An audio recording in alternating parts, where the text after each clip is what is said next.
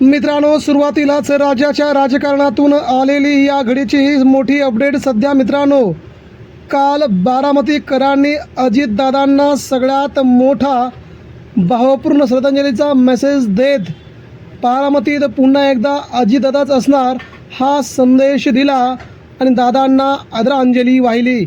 या संबंध देशातून अजितदादा पवार यांच्या पत्नी असणाऱ्या सुनेत्रा वहिनींना सगळ्यात मोठ्या लीडने निवडून दिलं आणि मित्रांनो, सगळीकडे चर्चा सुरू झाली अजित पवारांची.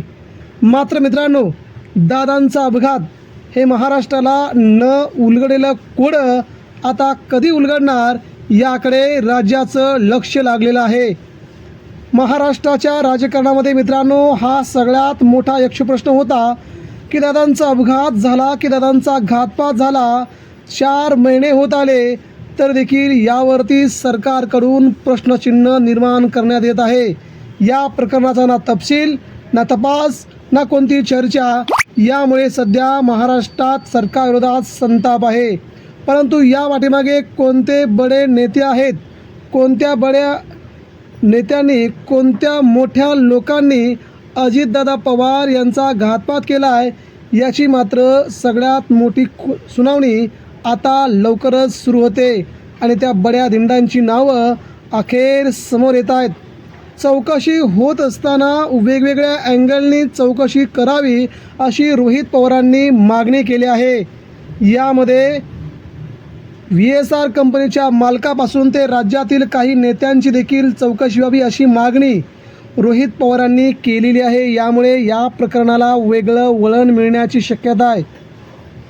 अजितदादा हयात असताना दोन्ही राष्ट्रवादी काँग्रेस पार्टी एकत्र याव्यात असे त्यांना वाटायचे. मात्र याच्यामध्ये कोणीतरी अडकाठी आणत होतं.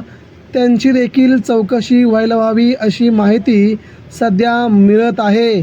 त्यामुळे दादांचे मारेकरी कोण, दादांचा घातपात कुणी केला, हा दादांचा अपघात घडून आणलाय का, याबद्दल शंका कुशंका सध्या समोर येत आहेत. महाराष्ट्राच्या उपमुख्यमंत्री सुनेत्रा पवार, जय पवार यांनी यावरती पहिल्यांदाच आपलं सर्वात मोठं वक्तव्य करत दादांच्या अपघाताची चौकशी झाली पाहिजे हा सगळ्यात मोठा खुलासा केला आणि या प्रकरणाला नवीन वळण दिलं आहे.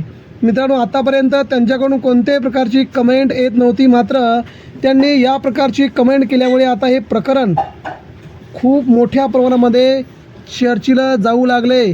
केंद्रीय गृह मंत्रालयाने देखील यावरती सगळ्यात मोठी आता चौकशी करावी अशी मागणी जय पवार आणि सुनेत्रा पवार यांनी गृहमंत्री अमित शहा यांच्याकडे केली आहे. त्यामुळे दादांचा मृत्यू नेमका कसा झाला याबद्दल संपूर्ण माहिती महाराष्ट्रासमोर यावी. नेमके यामध्ये कोण कोण अडकले आहेत ही माहिती महाराष्ट्राला आपण मिळवून द्यावी अशी मागणी केली जात आहे. यामध्ये VSR कंपनीच्या मालकाशी असणारे बडे संबंधांचे नेते, महाराष्ट्रातील अजितदादा पवार यांचे बडे सहकारी यांच्यावर देखील सध्या संशयाची सुई येत आहे. नेमके हे नेते कोण आहेत, नेमके VSR कंपनीचे मालक, त्यांचे मित्र, नंतर महाराष्ट्राच्या राजकारणातील बड्या आसामी या सगळ्यांची चौकशी व्हावी अशी मागणी रोहित पवारांनी केली आहे. या सगळ्या घडामोडींपाठीमागे नेमकं कोण आहे हे महाराष्ट्राला कळायला हवं असं त्यांनी महाराष्ट्रासमोर मांडलं आहे. मित्रांनो, या सगळ्या प्रक्रिया सध्या संशयाच्या बोहऱ्यामध्ये आहेत. यामध्ये कोण कोण अडकलं आहे, कोणी प्लॅनिंग केलं आहे आणि नेमकं कशा प्रकारे दादांचा घातपात घडून आणला आहे याची माहिती घडून यावी. यामध्ये भल्या नेत्यांची नावं देखील महाराष्ट्रासमोर मांडावी अशी मागणी सध्या केली जात आहे. परंतु दादा मात्र आज आपल्यात हयात नाही. जरी कोणी जरी सापडलं तरी देखील आता दादा परत पुन्हा येणं शक्य नाही हे महाराष्ट्राला माहीत आहे. मात्र हे घातपात घडवण्याच्या पाठीमागे कुणाचं षडयंत्र होतं, नेमके कुणाचे हात होते हे मात्र आता आपल्याला कळायला हवं अशी मागणी सध्या पवार कुटुंबियांकडून केली जात आहे. त्यामध्ये भले मोठे नेते अडकण्याची शक्यता सध्या वर्तवली जात आहे. यामुळे कोण कोण असतील ती देखील नावं महाराष्ट्रासमोर लवकरच यावीत अशी देखील मागणी केली आहे.